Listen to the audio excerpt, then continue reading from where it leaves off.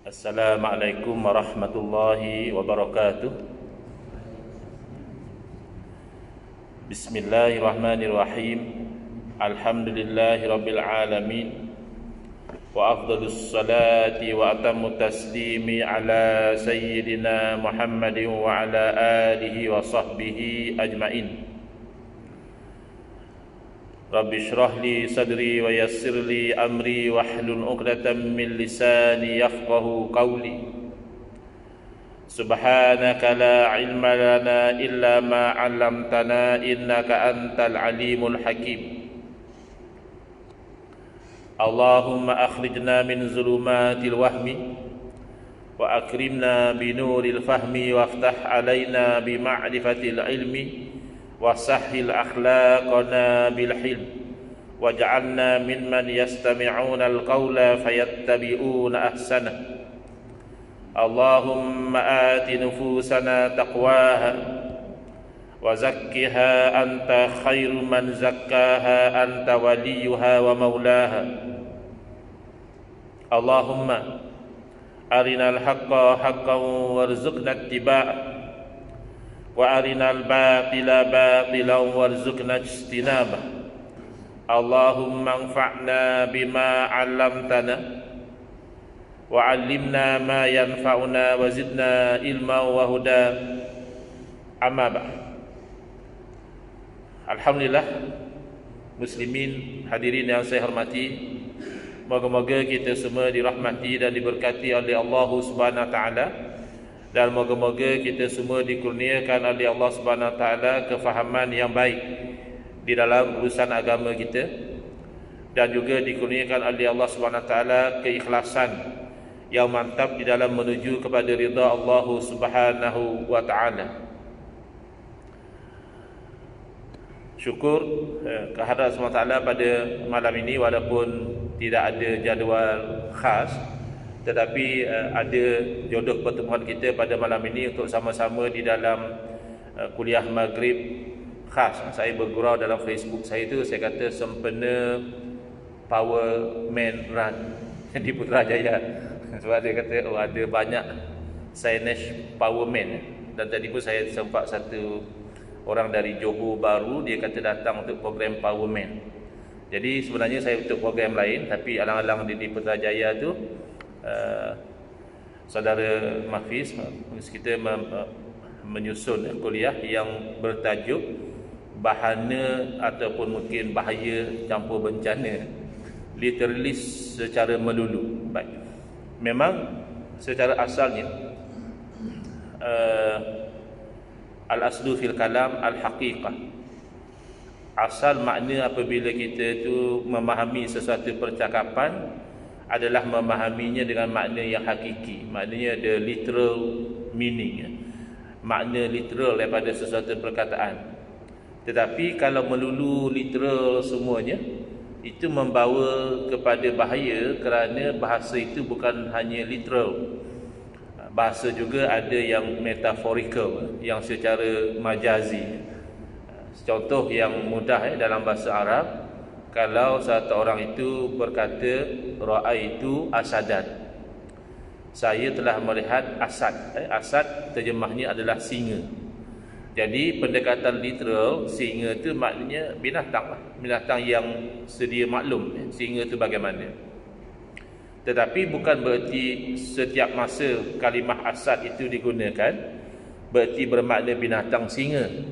Dia kena tengok juga konteks dan suasana bagaimana perkataan itu digunakan. Bila misalnya orang Arab berkata ra'aitu asadan yakhdubu 'alal mimbar, saya telah melihat seekor singa sedang berkhutbah di atas mimbar. Jadi bila dia kata berkhutbah atas mimbar, makna literal itu terpaksa kita ketepikan, kerana binatang singa tidak berkhutbah atas mimbar. Kalau kita maknakan dengan binatang singa juga, itu tak betul, ya. Jadi kenapa orang itu berkata singa berkhutbah di atas mimbar? Maka kita tanyakan, yang berkhutbah atas mimbar ni siapa? Manusia. Manusia yang berkhutbah atas mimbar. Kerana manusia itu adalah al-haywanun natiq, benda hidup yang boleh berkata-kata. Berbeza yang lain, haiwan juga, benda hidup juga, tetapi tidak pandai berkata-kata. Jadi mungkin ada di sana elemen kita katakan tashbih, menyamakan. Makna mungkin khatib kita pada hari Jumaat tadi khutbahnya tu macam singa, berani betul. Mungkin dah tak pakai teks lah, kanan tak betul dia tegur, kiri salah dia tegur, dia macam singa. Maka digunakan kalimah singa untuk merujuk kepada manusia. Jadi yang kita nak fokus pada malam ini adalah memahami sumber hukum dalam agama kita, iaitu Quran dan Sunnah, yang mana kita semua sedia maklum datang dalam bahasa Arab. Jadi kalau kita katakan literal melulu, berarti dia hanya ambil makna yang zahir daripada ayat suci Al-Quran, makna yang zahir daripada hadis Nabi sallallahu alaihi wasallam, sehingga luar daripada tujuan dan maksud. Bahkan memang ada golongan yang menolak majaz di dalam Al-Quran. Majaz ni macam kita kata tadi lah, metaphorical, singa tapi merujuk kepada manusia. Jadi ada orang kata dalam Quran tak ada. Kalau Quran semua maknanya makna yang actual, makna yang literal. Jadi ini keliru, kerana jelas Al-Quran sebagaimana yang kita tahu dalam bahasa Arab, dan bahasa Arab sedia maklum tidak boleh difahami secara literal semata-mata. Bahasa Melayu pun sama. Misalnya baru ni saya pergi ke satu jabatan mufti, pejabatnya di tingkat atas, tapi pejabat muftinya tu di tingkat bawah. Jadi kalau orang tu kata yang ni kena bawa ke atas, kalau faham secara zahir kena bawa ke tingkat atas, tetapi secara maknawinya ke bawah. Atas tu dari segi kedudukan, pangkat. Atas dalam jabatan mufti, ya, sahibul samahah mufti, tapi secara literalnya beliau berada di bawah, kerana ofis beliau tu di bawah. Jadi kena faham secara kontekstual. Dan Al-Quran dan hadis juga begitu. Bahaya yang pertama, ketika mana orang itu literal melulu di dalam memahami Quran dan hadis, adalah dia nanti akan keliru. Saya bagi beberapa contoh saja pada malam ni, ya, insya-Allah. Iaitu keliru di dalam memahami perkara yang asas dalam agama kita, iaitu keliru dalam masalah tauhid dan syirik. Sebagai contoh, ya, bila dia jumpa dalam Al-Quran, ya, ayat suci yang mana Allah Ta'ala menunjukkan bahawa kita ini meminta tolong kepada Allah, ya. Dalam suratul Fatihah kita sentiasa mengulang baca iyyaka na'budu wa iyyaka nasta'in, hanya akan Dikau yang kami sembah dan hanya akan Dikau kami itu meminta pertolongan. Jadi secara literalnya kita hanya boleh meminta pertolongan kepada Allah Subhanahu Wa Taala. Ini juga sesuai dengan hadis Nabi sallallahu alaihi wasallam, baginda bersabda, idza sta'anta fasta'in billah. Apabila kamu meminta tolong, maka minta tolonglah kepada Allah. Jadi itu makna literalnya. Dan secara kontekstual kita kena faham bahawa meminta tolong kepada Allah semata-mata itu adalah hakikat, dan tidak menghalang meminta tolong kepada selain daripada Allah atas jalan asbab, sebab dan musabab, usaha dan ikhtiar. Jadi orang yang faham secara literal, oleh kerana dikata dalam Quran kata iyyaka na'budu wa iyyaka nasta'in, dalam hadis mengatakan idza sta'anta fasta'in billah, maka dia itu sampai ke tahap menghukum syirik. Ya, kalau orang Islam itu menisbahkan pertolongan kepada makhluk. Bahkan kalau kita minta tolong kepada Nabi SAW pun ada sebahagian golongan ini mengatakan syirik. Tak boleh kita kata madad ya Rasulullah, pertolonganmu wahai Rasulullah, itu syirik. Padahal di sisi ahli sunnati wal jamaah, meminta tolong kepada makhluk, kepada Nabi, kepada wali, itu hanyalah asbab sahaja, ya? Sebab dan musabab sahaja. Kalau kita lihat secara hakikat, sebab mereka kata tak boleh minta tolong itu sebab Nabi SAW dah wafat. Kita tanya apa beza Nabi SAW masih hidup dan Nabi SAW telah meninggal dunia, telah wafat. Kata dia ketika Nabi SAW masih hidup, Nabi boleh tolong kita. Tapi setelah Nabi dah wafat, Nabi dah tak boleh tolong lagi. Ini keliru. Kerana dia tidak faham, dia bercakap itu atas jalan hakikat atau atas jalan asbab. Kalau dia bercakap atas jalan hakikat, maka ketika hidup pun Nabi SAW tidak boleh memberi sebarang pertolongan. Kalau kira hakikatlah, itu disokong oleh ayat suci Al-Quran. Allah berfirman, Qul la amliku li nafsi naf'an wala darra. Katakanlah wahai Muhammad sallallahu alaihi wasallam, aku tidak milik untuk diri aku sendiri.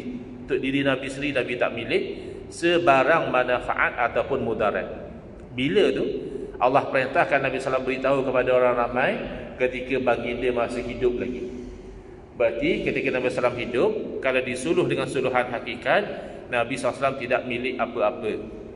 Yang tidak memiliki tidak boleh memberi. Faqidu syai' la yuqti, itu kaedah dalam bahasa Arab.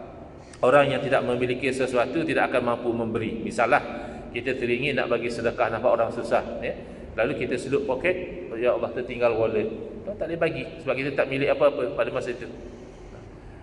Jadi kalau dengan suluhan hakikat, memang Nabi SAW ketika baginda hidup juga tidak memiliki manfaat dan mudarat.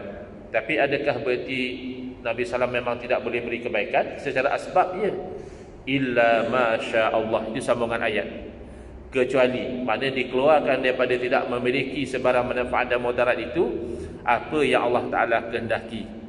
Dan memang Allah SWT kehendaki bahawa Nabi kita Muhammad sallallahu alaihi wasallam menjadi sebab kepada kebaikan yang sangat banyak, sehingga Allah berfirman, wa ma arsalnaka illa rahmatan lil alamin.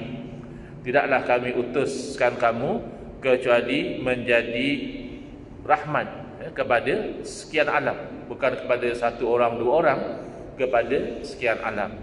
Demikian misalnya, kalau kita bertanya, adakah salah, adakah syirik kalau kita mengatakan bahawa Nabi SAW memberi hidayah kepada kita? Nabi beri hidayah kepada kita, salah atau syirik? Jawabnya, hanya akan jadi salah, hanya akan jadi syirik sekiranya orang yang berkata demikian dia meyakini bahawa hidayah itu memang Nabi SAW yang beri, bukan Allah. Nabi yang beri, bukan Allah. Ketika itu salah dan syirik, dan bercanggah dengan firman Allah Ta'ala, innaka la tahdi man ahbabta walakinna Allah yahdi man yasha. Sesungguhnya kamu, yakni Nabi Muhammad SAW, tidak boleh memberi hidayah kepada siapa yang kamu kasihi. Akan tetapi Allah lah yang beri hidayah kepada siapa yang Allah kehendaki. Tetapi tidak salah dan tidak syirik, ya? Bahkan sesuai dengan ayat Al-Quran, kalau dia berkata Nabi beri hidayah, itu bermaksud Nabi SAW menjadi sebab hidayah kepada dia. Nabi SAW berdakwah, lalu orang dahulu, sahabat-sahabat Nabi masuk Islam, menyampaikan kepada orang selepasnya, menyampaikan kepada orang seterusnya, sampai kepada nenek moyang kita, lalu dengan sebab itu kita mendapat hidayah. Itu tidak salah. Dan itu bersesuaian dengan firman Allah, innaka la tahdi ila siratim mustaqim. Sesungguhnya kamu, yakni Nabi Muhammad SAW, benar-benar memberi hidayah kepada ke arah jalan yang lurus. Kamu benar-benar memberi hidayah kepada jalan yang lurus.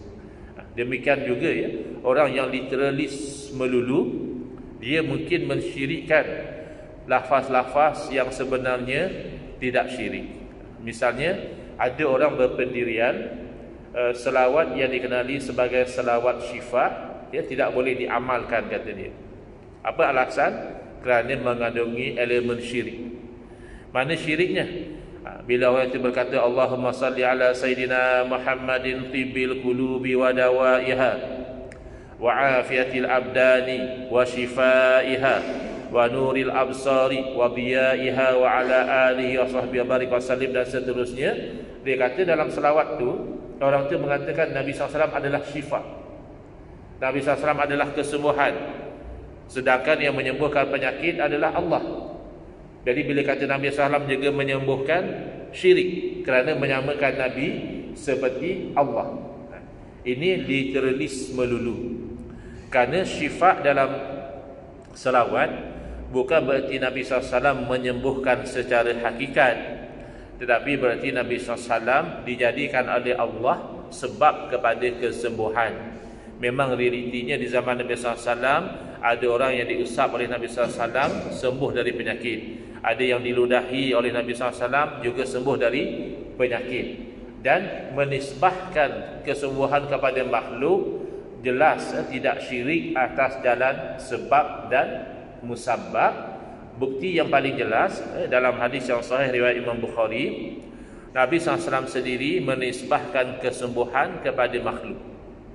Nabi SAW bersabda, Al-habbatus sauda shifaun likulli da'in ilal maut, atau kama qala sallallahu alaihi wasallam. Ya, habbatus sauda, jintan hitam itu kata Nabi SAW adalah kesembuhan bagi setiap penyakit kecuali mati.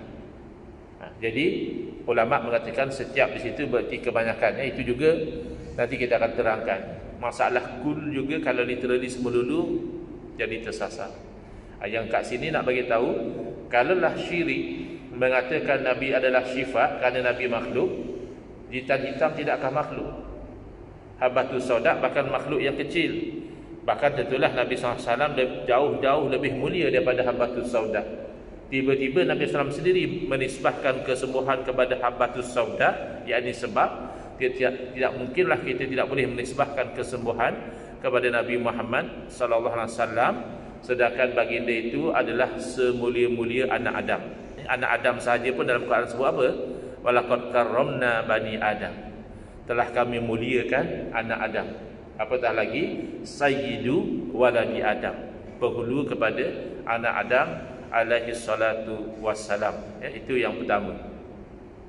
Yang kedua dalam masalah akidah juga, bahana literalis melulu adalah terjebak di dalam mengikut yang samar-samar dari ayat-ayat yang mutasyabihat. Kan? Dalam Al-Quran ada ayat-ayat yang muhkamat, ya? Dan ada yang lain itu adalah mutasyabihat. Muhkamat itulah yang menjadi induk kepada Al-Quran. Al-Quran sebut apa? Hunna umul kitab. Ayat muhkamat itu merupakan induk kepada Al-Quran. Berarti itu menjadi teras yang kita perlu merujuk kepadanya. Adapun ayat mutasyabihat, orang yang ambil yang sama-samar itu, yang seolah-olah Allah itu sama seperti makhluk, itu telah ditunjuk dalam Al-Quran adalah orang yang dalam hatinya itu ada kecenderungan kepada sesat. Wa ammal ladina fi qulubihim zayg. Adapun orang yang dalam hati-hati mereka itu ada bengkok, yakni cenderung kepada kesesatan, fayattabi'una ma tashabaha min. Maka mereka itu akan ikut yang sama-sama daripada ayat mutasyabihat, ibtigha al-fitnati, kerana nak cari pergaduhan, wa ibtigha at-ta'wili, dan nak letakkan juga satu makna.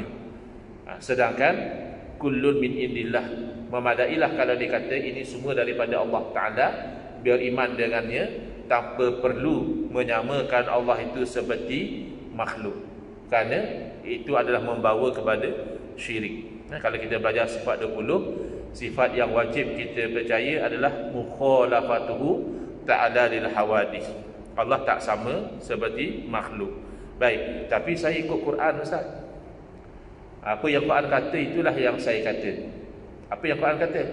Quran kata Ar-Rahmanu 'alal arsy istawa. Tuhan yang Rahman di atas arasy dia istiwa. Apa yang kamu kata? Oh, saya kata Tuhan atas arasy. Apa maksud Tuhan atas arasy? Oh, Tuhan bertempat atas arasy. Tempat Tuhan tu atas arasy. Itu yang kamu kata. Quran tak kata. Apa beza dia? Saya perasan berlaku kekeliruan dalam fikiran sebahagian masyarakat dalam isu ayat mutasyabihat melalui satu soalan yang ditanyakan kepada saya selepas saya ceramah sempena Hari Malaysia, ya, tahun 2020 kalau tak silap, di Melaka. Lepas ceramah ada satu orang jemaah insist nak bertanya soalan. Kan biasanya ceramah sempena-sempena ni dia tak ada soalan. ceramah Maulid ke, ceramah hari sempena Hari Malaysia ke, ceramah sempena apa, tapi dia insist. Jadi DJK tanya, "Ustaz, ada jemaah nak tanya soalan, boleh tak?" Saya kata bolehlah, insya-Allah. Lalu dia tanya. Dia kata, "Ustaz, adakah saya ni jadi kafir kalau saya menetapkan istiwa bagi Allah?" Itu soalan dia. Maknanya kalau dia menetapkan ada istiwa bagi Allah, adakah dia jadi kafir? Jadi saya dapat detect di situ ada kekeliruan.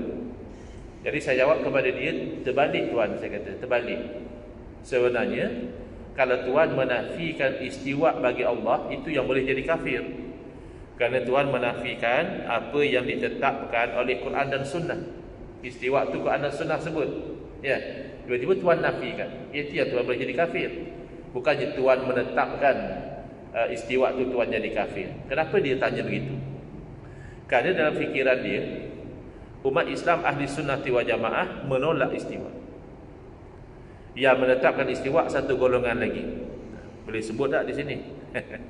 Golongan yang satu lagi tu sensitif sikit. Kadang-kadang ada orang, apa ustaz ni sikit-sikit. Yalah, itu yang beredar dalam masyarakat sekarang. Katanya golongan ni bagus. Sebab apa yang Quran kata itulah yang ditetapkan. Tidak. Sebenarnya antara kita ahli sunnah wal jamaah dan golongan yang satu lagi yang turut mengaku ahli sunnah wal jamaah, sama-sama menetapkan istiwa bagi Allah. Asy'ariyah Maturidiyah menetapkan istiwa bagi Allah. Golongan yang mengaku ikut akidah salaf, ya, tapi sebenarnya tidak. Dia tidak ikut akidah salaf sebenarnya. Dia ikut akidah salaf. Kalau salaf bagus, kalau salah itu bahaya dalam akidah. Sama-sama menetapkan istiwa bagi Allah, tidak ada beza. Beza adalah pada menjawab soalan apakah makna istiwa. Di situ ada beza. Di sisi ahli sunnah wal jamaah, makna istiwa mesti membawa kepada tanzih. Apa makna tanzih? Mensucikan Allah dari menyerupai makhluk, mensucikan Allah dari sebarang kekurangan. Dia mesti tanzih. Sementara akidah yang satu lagi mengatakan Allah bertempat atas arasy, iaitu akidah tashbih, musyabbihah. Ya. Yang itu kita tak mau. Beza tu. Bukan kesalah mereka tidak takwil. Kena faham makna takwil. Takwil boleh dengan makna tafsir. Takwil boleh dengan makna mengalihkan satu lafaz dari makna yang literal, makna zahir saja, literal. Kita bercakap tentang literalis malam ni, kepada makna lain. Dialih kepada makna literal, mungkin kepada makna yang metaphorical. Kenapa? Kerana ada dalil yang menuntut supaya dialih. Kalau takwil dengan makna tafsir, ya mungkin dalam ayat-ayat mutasyabihat tertentu salaf tidak takwil, dengan arti kata salaf tidak tafsir. Tapi bukan semua. Saya sarankan tuan-tuan kalau ada ke lapangan, beli buku baru terbitan Jabatan Mufti Negeri Sembilan tentang takwil yang dilakukan oleh generasi salaf. Sebab ada orang kata salaf tak takwil. Secara 100% tak betul. Kerana ada tempat-tempat salaf takwil dengan makna tafsir. Takwil dengan makna alih daripada makna yang zahir kepada makna lain, itu salaf buat. Tapi ada kalanya secara ijmal, ada kalanya secara tafsir. Ijmal makna menyeluruh, tafsir makna terperinci. Contoh, ya, takwil secara ijmal adalah dialih istawa dengan dari makna zahirnya, iaitu menetap atau duduk, kepada makna lain yang serah kepada Allah. Itu ijmal. Sebab itu ada setengah tafsir disebut istiwaan yaliqu bihi jalla jalaluh. Istiwa adalah istiwa yang layak dengan Allah. Macam mana istiwa yang layak dengan Allah? Serah pada Allah. Itu takwil secara ijmal. Dialih dari makna yang tak layak, duduk bertempat, itu tak layak, kepada makna yang serah kepada Allah. Ada kalanya juga salah takwil secara tafsir. Makna dialih dari makna yang zahir, yang tak layak, kepada makna tertentu yang ada dari segi konteks bahasanya, ada makna tersebut dan layak dengan Allah Ta'ala. Ya. Misalnya ayat yauma yukshafu an saq, hari yang disingkapkan dari betis. Jadi golongan yang literalis melulu, mereka kata Allah ada betis, ada anggota betis, tapi tak samalah macam betis kita. Yang pentingnya ada betis. Masa hari kiamat nanti Allah singkap betis, gitu. Sedangkan salaf, iaitu sahabat Nabi Sayyidina Abdullah bin Abbas radhiyallahu anhuma, yang menjadi pakar rujuk tafsir bagi umat Islam berkat doa Nabi SAW, Allahumma alimhu at-ta'wil, ya Allah ajar kepada beliau tafsir Al-Quran. Sayyidina bin Abbas mentakwilkan ayat itu daripada sak yang berarti betis kepada syiddah, iaitu kedahsyatan hari kiamat. Yukshafu al-saq, disingkapkan dari betis itu menunjukkan kedahsyatan. Bahkan bahasa Melayu pun sebenarnya ada, lebih kurang lah. Kalau orang tu dalam keadaan cemas, panik, dia istilahnya dah angkat kain. Sebenarnya dia tak pakai kain pun, pakai seluar je. Tapi tetap orang kata, nampak anjing yang garang tu, dia dah mula angkat kain. Saya pergi ke Kelantan, saya sebut benda tu. Saya kata angkat kain. Orang Kelantan kata, sini kita panggil cawat konten. Cawat konten tu wallahualam lah, mungkin ikat kain macam mana, kira nak bergaduh atau nak berlari atau apalah, ya. Yang penting angkat kain tidak semestinya berarti secara literal kita pakai kain dan kita angkat. Dia menunjukkan keadaan yang genting, ya, yang cemas. Baik. Begitu juga yang ditakwil oleh Sayyidina Abdullah bin Abbas radhiyallahu anhu. Jadi hati-hati kalau literis melulu akan menatijahkan menisbahkan kepada Allah sesuatu yang tidak layak kepada Allah. Ya, tapi Allah yang tetapkan. Allah kata istiwa. Allah tidak menetapkan tempat. Kamu yang faham secara tempat. Sedangkan sepakat umat Islam, arash itu adalah makhluk.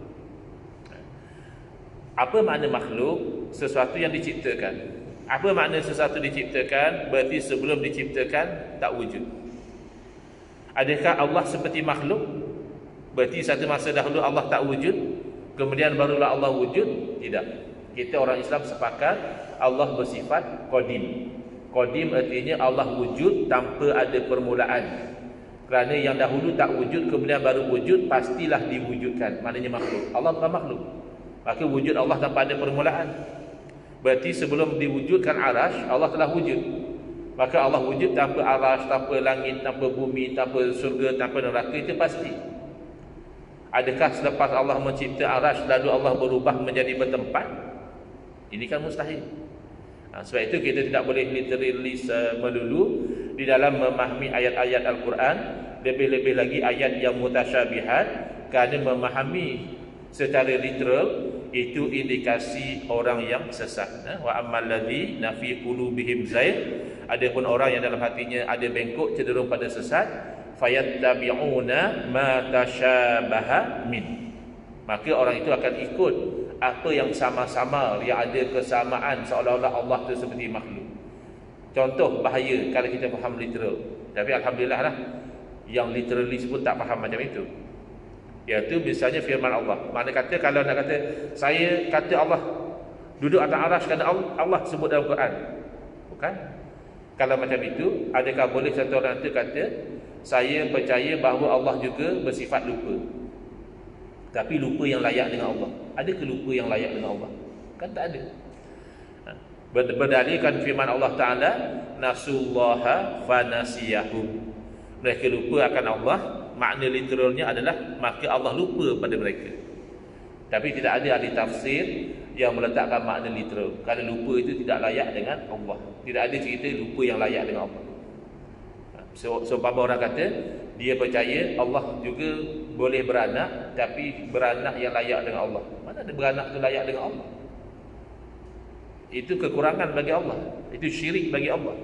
Kalau Tuhan beranak, anak Tuhan tentulah Tuhan. Maknanya Tuhan tu banyak, itu syirik. Jadi tak boleh, ya, kita tu memahami perkataan-perkataan terutama dalam ayat mutasyabihat dengan makna yang zahir. Lebih-lebih lagi Allah Subhanahu Wa Taala sendiri menunjukkan contoh takwil. Allah sendiri mengalihkan daripada makna yang literal kepada makna yang kontekstual, yang saya akan terangkan. selepas dari azan Isyak. Isyak. Silakan. Bismillahirrahmanirrahim. Okay. Kalau ikut app saya ni dah 89 ke 8.10? 89. Dah 89 minit dah.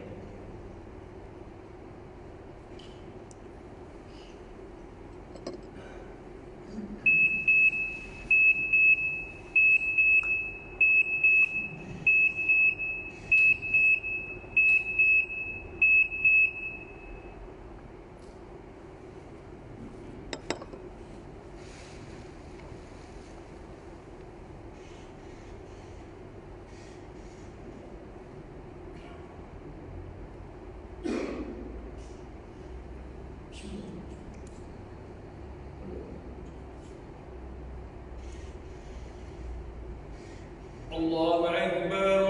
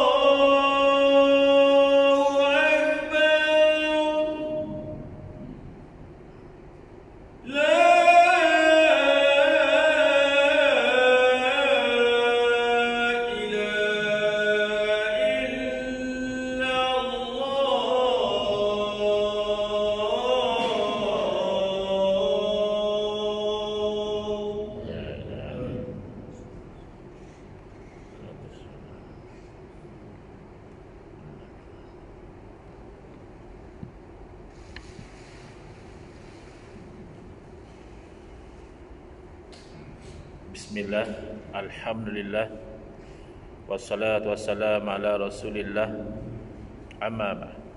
Baik, saya sambung lagi sedikit tentang bahaya literalis melulu di dalam memahami ayat-ayat yang mutasyabihat, juga hadis-hadis yang mutasyabihat.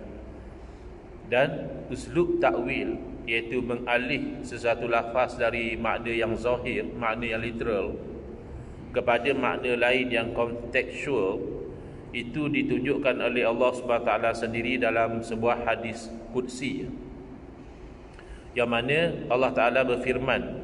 Hadis qudsi kita tahu, Nabi SAW menceritakan apa yang Allah Ta'ala berfirman. Jadi Allah berfirman kepada hambanya, ya bna Adam, maridtu falam ta'udni. Wahai anak Adam, aku telah sakit, aku telah jatuh sakit, lalu kamu itu tidak datang ziarah kepada aku.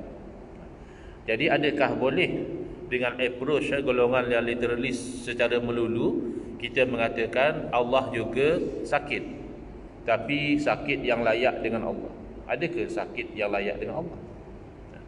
Jadi dalam hadis tersebut Allah sendiri takwil, Allah sendiri alih dari makna yang literal kepada makna yang kontekstual. Allah terangkan kepada hambanya, marida abdi fulanun, hambaku si fulan telah sakit, lalu kamu tidak ziarah kepada dia. Sekiranya kamu ziarah kepada dia, nescaya kamu akan dapati aku berada di sisinya. Kena takwil lagi. Kalau tidak, kita akan kata Allah bertempat di bumi. Sebab orang sakit kan di bumi, di rumah sakit, di hospital, atau di mana-mana. Jadi aku berada di sisinya itu tidak boleh difaham secara literal, kena difaham secara kontekstual, iaitu rahmat Allah itu hampir dengan orang yang sakit. Sebab itu tidak sedikit orang yang sakit yang sabar dan redha dengan kesakitan yang menimpa, lalu dia berubah menjadi orang yang lebih baik. Baik, jadi itu dari sudut yang kedua, iaitu bahaya literal sehingga memahami ayat mutasyabihat secara yang tidak difahami oleh generasi salaf, juga tidak difahami oleh umat Islam ahli sunnati wal jamaah. Sebaliknya terjerumus kepada fahaman tashbih ataupun na'udzubillah tajsim. Baik, yang ketiga, bahaya literal ini adalah sehingga membawa kepada menolak berpegang kepada mazhab di dalam beramal dengan hukum hakam. Jadi dia mengambil secara literal perintah daripada Allah Subhanahu Wa Taala supaya kita itu ikut kepada Allah dan Rasul, atiullaha wa atiur rasul.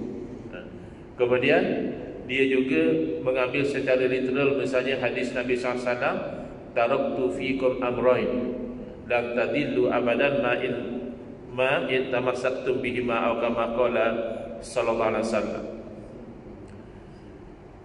Secara literal dia memahami taatlah kepada Allah dan taat kepada Rasul, dan aku tinggalkan kepada kamu dua perkara yang kamu itu tidak akan sesat selama-lamanya selagi mana kamu berpegang dengan kedua-duanya. Dalam satu riwayat iaitu kitabullah dan juga sunnah Nabi sallallahu alaihi wasallam, dan dalam riwayat yang lain kitabullah dan juga ahli bait Nabi sallallahu alaihi wasallam. Yang penting akhirnya dia membawa kepada menolak mengikut kepada mazhab. Sebab dia kata Allah suruh ikut Quran dan hadis, Nabi suruh ikut Quran dan hadis. Kenapa kita zaman sekarang nak beramal ikut mazhab? Di Malaysia mazhab Syafi'i, kalau di Pakistan, Bangladesh Hanafi, kalau di tanah Arab ada yang Hambali, ada kalau di Morocco misalnya tu Maliki. Ikut Quran dan sunnah lah Syekh. Apa nak ikut mazhab? Jadi ini juga literalis melulu. Orang yang bercakap begini, dia gagal faham makna mazhab. Dia gagal faham bahawa konsep mazhab diiktiraf oleh Nabi sallallahu alaihi wasallam, dan dia gagal faham kaitan antara mazhab dan mengikut Quran dan sunnah. Makna mazhab adalah dari segi bahasa tempat pergi, kerana zahaba yazhabu arti pergi. Tapi secara kontekstual, mazhab berarti pandangan ataupun pendapat, kerana zahaba yazhabu juga boleh bermakna berpendapat. Maka mazhab dengan makna pandangan dan pendapat ini telah diiktiraf oleh Nabi sallallahu alaihi wasallam. Ada yang tak faham lagi, dia kata jangan nak bohonglah ustaz. Mana ada mazhab zaman Nabi? Macam mana Nabi boleh iktiraf benda tu belum wujud lagi? Kalau yang difaham mazhab tu mazhab Hanafi, Maliki, Syafi'i, Hambali memang belum wujud. Tetapi konsep bermazhab telah berlaku, iaitu konsep mempunyai pandangan-pandangan yang berbeza. Misalnya dalam satu perjalanan, dua orang sahabat Nabi nak solat, tidak ada air. Lalu mereka beramal dengan dalil yang jelas dari Al-Quran, iaitu dalam keadaan nak berwuduk tidak ada air, Al-Quran suruh tayammum. Lalu kedua-duanya bertayamum dan solat. Lepas solat, mereka teruskan perjalanan, mereka jumpa air dan waktu solat masih berbaki lagi. Ketika itu dalil tak jelas. Tak ada dalil yang jelas, kalau jumpa air kena ulang solat ke tak payah. Maka berlaku dua mazhab, berlaku dua pandangan. Satu orang tidak ulang solat, satu orang lagi berwuduk dan ulang solat. Bila berjumpa dengan Nabi SAW dan diceritakan apa yang berlaku, Nabi SAW bersabda kepada yang solat hanya satu kali, yakni tidak ulang, asabtas sunnah, yang kamu buat tu kena dengan sunnah. Zaman kita ni ada satu golongan, kalau satu benda amalan tu sunnah, dia assume maka yang lain tu bid'ah sesat. Tidak demikian. Nabi SAW kata yang solat satu kali buat kena dengan sunnah. Nabi tak kata kepada yang solat dua kali kamu ni buat bid'ah. Nabi bersabda walakal ajru marrataini, dan bagi kamu pahala dua kali. Bahkan beza amalan tu, satu ulang satu tak ulang, tapi Nabi SAW meraihkan kedua-duanya. Mana konsep berbeza pandangan ini diiktiraf oleh Nabi SAW sebagaimana berlaku dalam satu kejadian. Kan orang kata kita ni ikut hadis lah, senang ikut Nabi. Sahabat dulu bila kata ikut hadis atau ikut Nabi, mereka dengar dengan telinga mereka sendiri, tidak perlu dari perawi. Mereka dengar direct daripada mulut Nabi SAW. Dalam satu kejadian Nabi bersabda, la yusalliyanna ahadunil asra illa fi Bani Quraizah. Jangan satu orang pun daripada kamu sembahyang asar kecuali di kampung Bani Quraizah. Masa itu Yahudi Bani Quraizah dalam peperangan Al-Ahzab atau dikenali sebagai Al-Khandaq, peperangan Tarid, mereka khianat kepada Nabi SAW dan penduduk Madinah. Jadi Nabi SAW hantar tentera untuk menyerang pengkhianat. Sebab dalam undang-undang moden pun ada kesalahan dipanggil treason. Treason ni di kebanyakan negara adalah hukuman mati. Baik. Jadi di sana Nabi SAW hantar tentera, Nabi pesan jangan satu orang pun sembahyang asar kecuali di kampung Bani Quraizah. Dalam perjalanan masuk waktu asar, sebahagian sahabat sembahyang asar dan sebahagian yang lain tunggu sampai di kampung Bani Quraizah baru sembahyang, padahal waktu asar dah habis. Bila sampai berita ini pada Nabi SAW, baginda tidak mengkritik salah satu dari kedua-duanya, kerana kedua-duanya itu sebenarnya dalam rangka nak mengikut Nabi SAW. Yang sembahyang dahulu dia faham maksud Nabi jangan sembahyang kecuali di kampung Bani Quraizah, maksudnya cepat, bersegera. Macam kita lah kadang-kadang kita nanti sembahyang di Ipoh, nak pergi ke Kedah, kita sembahyang di Ipoh, tu plan, maksudnya kita cepat. Rupa-rupanya jam, ada itu ada ini, asar masih lagi di Rawang misalnya, sembahyang dulu. Tadi kata asar di Ipoh, itu perancangan. Itu kefahaman sahabat yang sembahyang dahulu. Sementara sahabat yang tak sembahyang, dia faham memang kena sembahyang di kampung Bani Quraizah. Jadi Nabi SAW tidak mengkritik salah satu. Jadi konsep menerima pandangan yang pelbagai dalam memahami. Yang tadi pasal tak ada dalil, nak kena ulang ke tak kena ulang salat ke tak ada dalil. Yang ini dah ada dalil, tapi masih berbeza memahami dalil. Itu boleh berlaku. Dan kalau orang kata kita ni jadi berpecah sebab ikut mazhab, cuba kita ikut pada sunnah baru kita tu bersatu padu. Ini pun tak faham.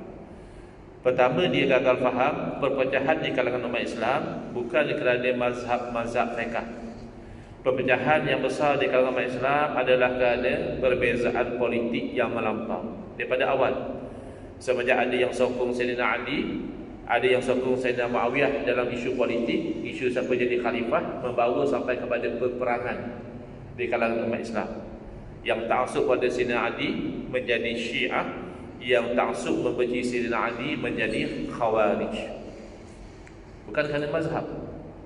Baik. Kalau dia kata kita ikut pada sunnah, tak boleh ikut mazhab, dia tak perasan bahawa mazhab adalah salah satu produk mengikut Quran dan sunnah. Bila-bila masa satu orang dia ikut Quran dan sunnah, yakni ulama ikut Quran dan sunnah, akan berlaku salah satu dari dua kemungkinan. There are two possibilities. When you follow Quran dan sunnah, there will happen one of two possibilities. Salah satu, kesepakatan ulama. Bila ulama pergi pada Quran dan sunnah, semua faham dengan kefahaman yang sama, lalu mereka berfatwa dengan fatwa yang sama. Fatwa yang sama inilah dinamakan ijma', konsensus. Ijma' ulama wajib diikuti dan haram dilanggar. Sebab ulama semua faham sama. Tak boleh kita pandai-pandai pergi langgar, buat kefahaman sendiri, tak boleh. Tetapi tidak jarang berlaku ulama sama-sama pergi pada Quran dan hadis. Ulama ni faham begini, ulama ni faham begitu, maka berlakulah satu atau dua atau tiga pandangan. Maka pandangan-pandangan yang berbeza inilah namanya mazhab. Contoh, ini contoh yang selalu saya beri sebab mudah faham. Bila satu orang perempuan diceraikan oleh suami dia, perempuan ini tak boleh berkahwin dengan orang lain kecuali selepas habis iddah. Kalau ditanya oleh orang, iddah perempuan bila dicerai oleh suami lama mana? Rupanya Al-Quran telah sebut dengan jelas, wal mutallaqatu yatarabbasna bi anfusihinna thalathata quru. Orang perempuan yang dicerai oleh suami, hendaklah mereka itu beriddah selama 3 quru.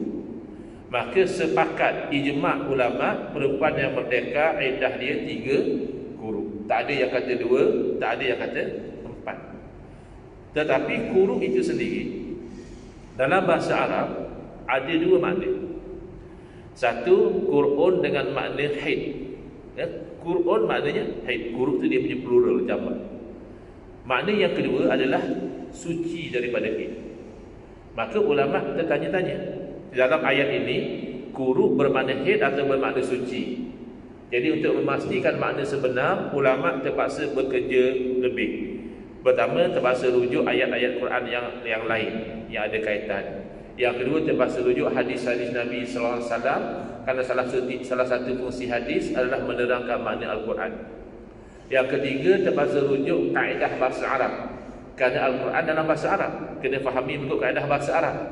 Natijah melakukan kerja ini, ulama mazhab Hanafi memahami quru itu maknanya haid. Keluar dah fatwa 3 kali haid sudah habis iddah. Ulama mazhab Syafi'i memahami quru dengan makna suci. Keluar fatwa 3 kali suci sudah baru habis iddah. Bayangkan, sama-sama rujuk Al-Quran, sama-sama rujuk ayat yang sama, sama-sama cuba memahami perkataan yang sama, masih berlaku mazhab. Maka golongan literalis yang atas nama ikut pada sunnah menolak mazhab, dia gagal faham kalau mazhab itu hakikatnya adalah produk dari Quran dan sunnah.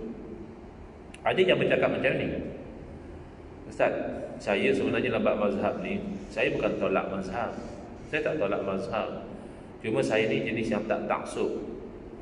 Saya akan tengok dalam isu ni mana mazhab yang kuat, iaitu saya ikut. Contohnya dalam isu ni saya tengok mazhab Syafi'i yang kuat, saya ikut mazhab Syafi'i. Tapi dalam isu lain, kalau saya tengok mazhab Hanafi yang kuat, saya ikut mazhab Hanafi. Saya tak taksub. Sebenarnya dia tak sedar, dia sedang taksub kepada mazhab dia sendiri. Sebab yang menentukan kuat tak kuat tu dia, cuma ni mazhab dia.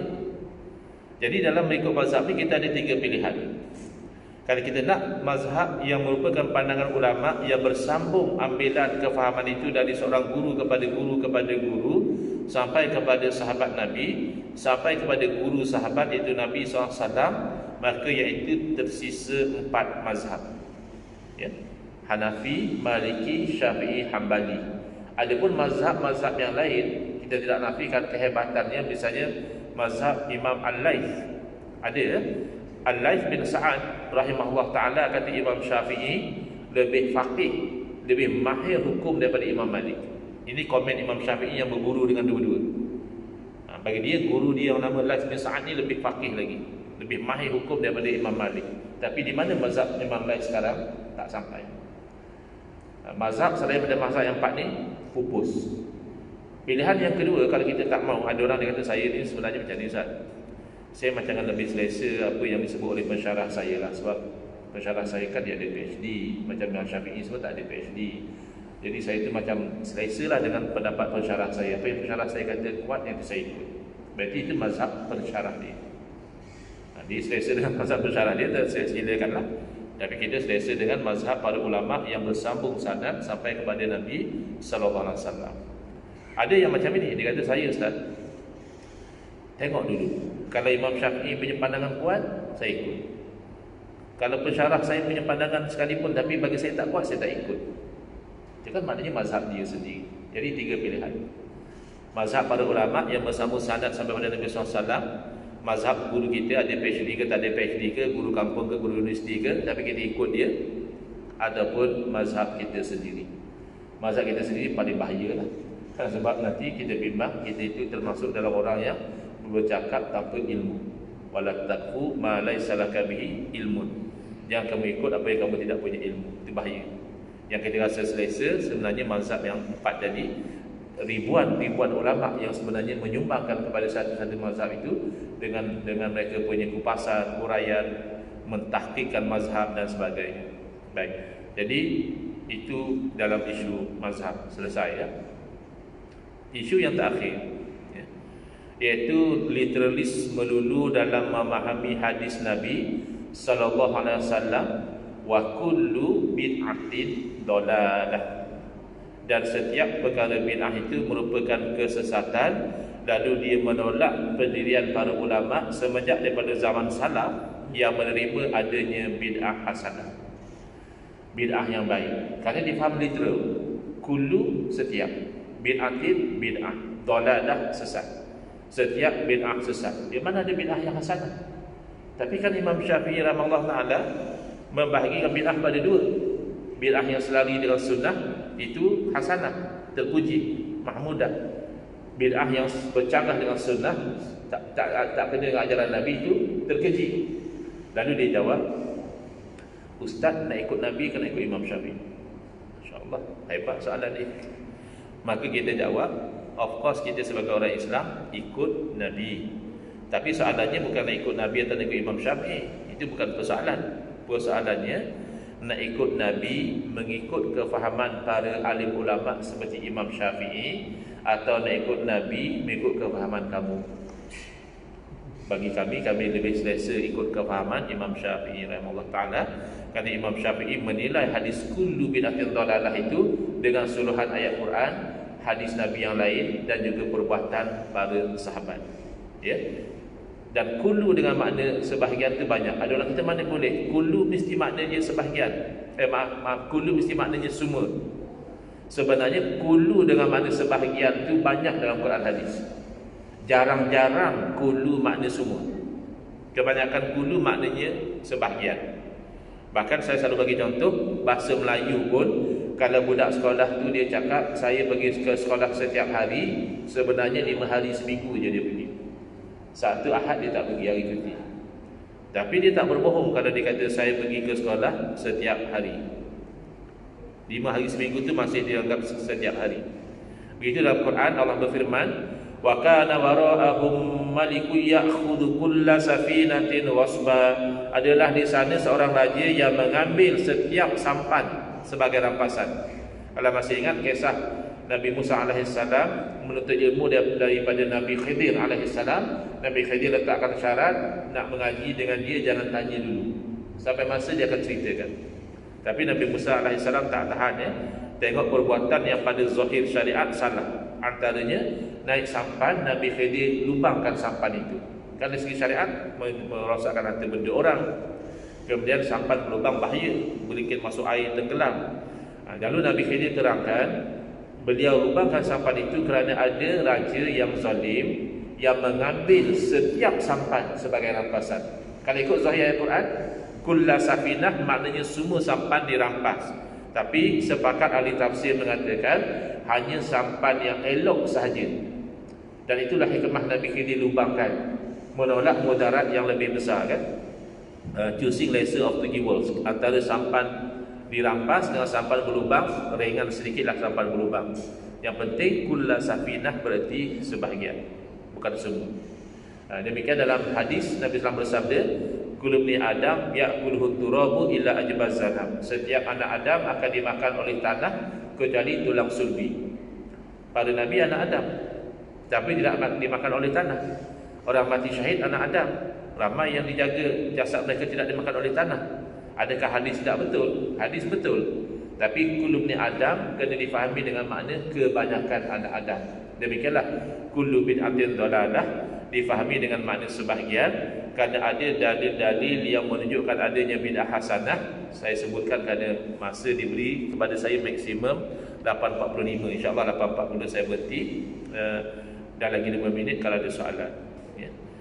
Baik, jadi dalil pertama adanya bid'ah hasanah ayat suci Al-Quran. Allah berfirman, wa rahbaniyatan ibtada'uha.